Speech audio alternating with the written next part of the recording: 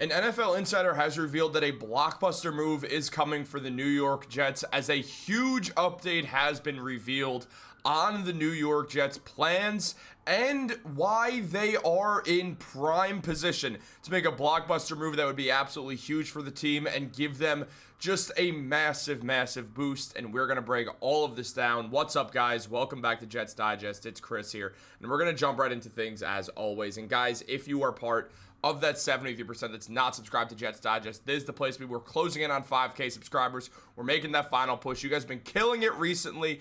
Let's keep it up and let's get there. But more importantly, let's jump into the video. We have a lot to discuss with the New York Jets, as a blockbuster move is on the way for the New York Jets, as revealed by an NFL insider who broke down all the reasons why the New York Jets are in prime position to be landing a blockbuster move.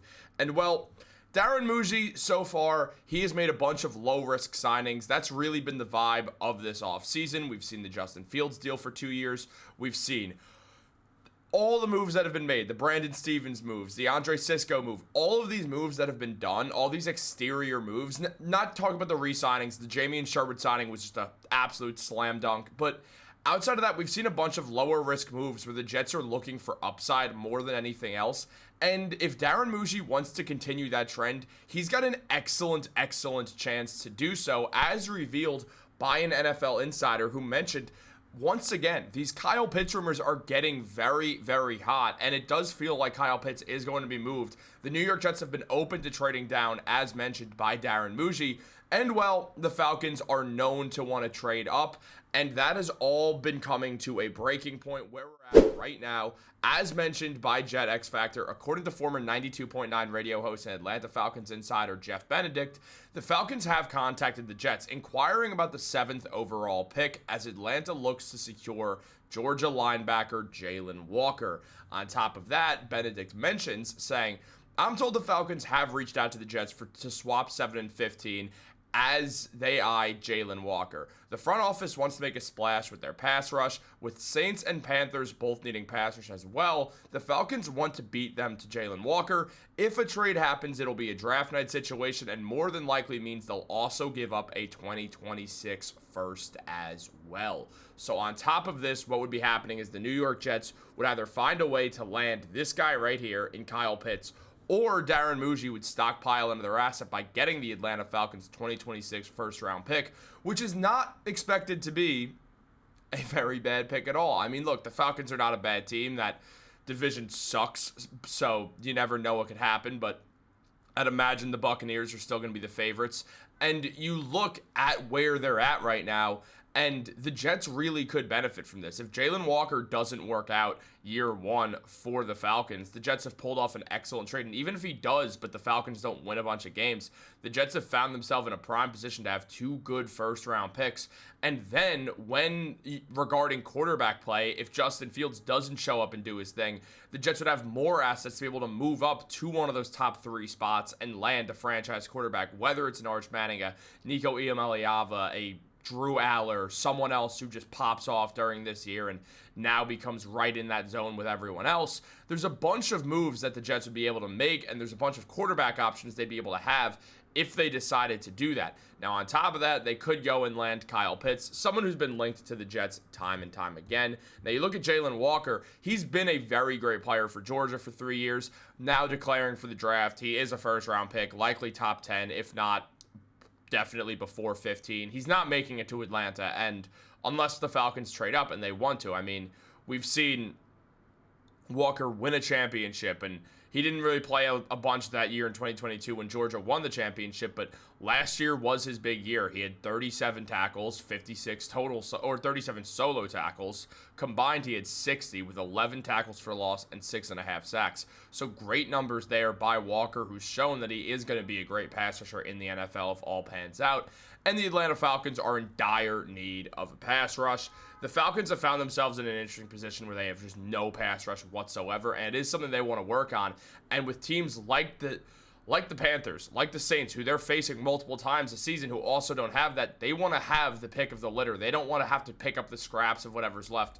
I say that like they're not picking 15th overall, but still, the point stands where in regards to teams like the Panthers and the Saints, the Falcons are not going to be able to get the same picks as them, so it is going to be helpful for them to trade up with the New York Jets. And I think they absolutely should. I think they should trade up with the New York Jets 100%. I think that's a genius move by the Falcons because then the Jets get to trade down. And me and Matt have both been adamant that the Jets should trade down in this draft. Yes, the New York Jets don't have to trade down. There's a world where they don't, and they could just go with Armand Membo. They could go with Tyler Warren, which I think would be maybe a mistake depending on how Tyler Warren works out, but he'd have to be really good for it to work out. It is a luxury pick after all. However, Armand Membo would be a great selection. If the Jets traded down to 15, they're not getting Armand Membo, or very likely not getting Armand Membo. It'd be very hard to imagine him falling all the way that far. I don't think he'll make it out of the top 10, so I definitely don't think he'll get to top 15.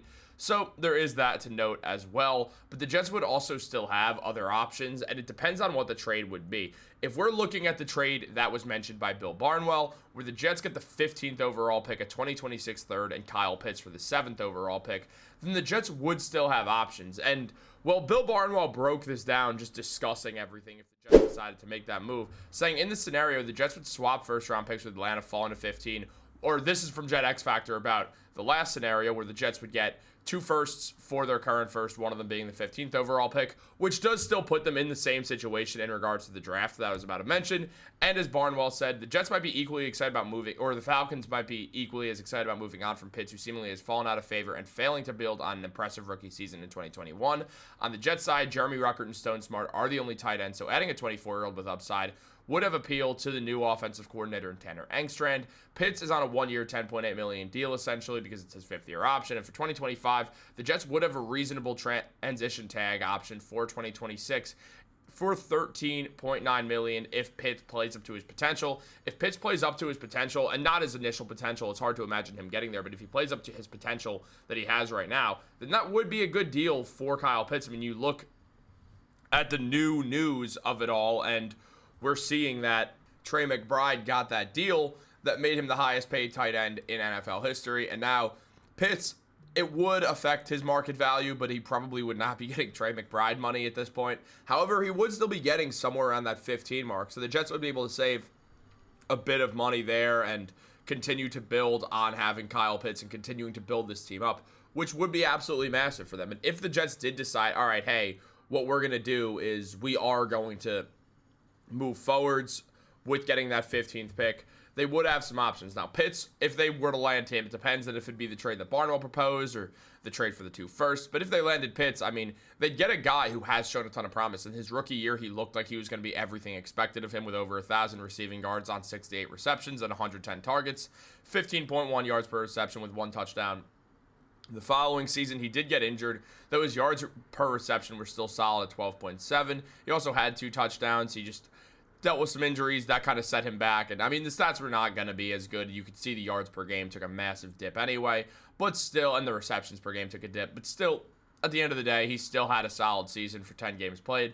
That's when the 2023 season did not really, or the 2024 season did not, 2023 and 2024 seasons, I cannot speak right now, guys, did not fully go his way as he didn't start all the games in either year, starting 15 to 17 games in back-to-back seasons, and the numbers just did take a bit of a drop into last season where things just did not go well for Kyle Pitts. And well, at this point, getting a trade would probably help him, especially where he's the clear-cut tight end 1 far and away. He would not have to worry about losing targets, especially on a New York Jets team. I mean, you add Kyle Pitts onto Jets, and what we're looking at is a guy who's got a chance to really be the wide receiver 2 almost on this team, or the second option receiving-wise, because right now the Jets have Garrett Wilson and just a ragtag bunch of guys. You have Allen Lazard, who's now likely coming back to the Jets, and on top of that, it's not the greatest receiving core of all time. I mean, Josh Reynolds helps as well, but it's not really a receiving core that outside of Wilson, because Wilson's exciting as hell, but outside of Wilson, you're not going to get too excited about.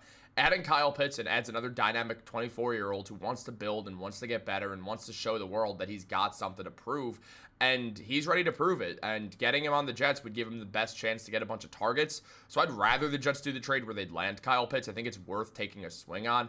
I know they would not have that first-round pick. They'd still have a third, and they'd still be able to figure out a way to move up. Yes, it would take more of their own owned draft stock, so it would cut down a bit if they wanted to move up next year to get a quarterback. But still, you never know. The Jets also, maybe they'll lose a ton of games. They won't even need to trade up. So there's a bunch of other options that they would have. So I'd rather the Kyle Pitts deal, honestly. I'd like to see the Jets get more receiving help. And on top of that, just take a chance on Kyle Pitts. I think it makes sense for the Jets right now, and they'd still be able to figure other things out and get other options. I mean, you see Armand Bembo on PFF's most recent big board. They have Armand Bembo at 11, which sort of seems in range for the Jets, but he likely won't get picked there. Again, big boards do not really say everything because it's just talent for talent, and it does not at all classify team needs, something that teams do take into heavy account, obviously. There's Josh Simmons, who's also an option, and then as well as Kelvin Banks. Simmons and Banks should both be around at that 15th spot, or very likely one of them will be around at that 15th spot. So the Jets would still be able to pick up a